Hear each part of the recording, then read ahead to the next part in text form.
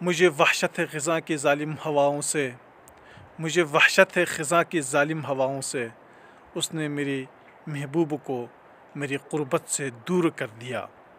آج میں آپ کو خزاں کے ظلم دکھا رہا ہوں۔ یہ آپ دیکھ سکتے ہیں خزاں کے ظلم اپنے آنکھوں سے آپ دیکھیے۔ ایک وقت ہوتا تھا یہ سارے درخت، یہ باغ سرسبز و شاداب تھے، اس کے نظارہ انسان کر کے ایک لطف محسوس کر رہا تھا، ایک خوشی محسوس کر رہا تھا بندہ، ایک خوشبو یہاں سے محسوس کر رہا تھا۔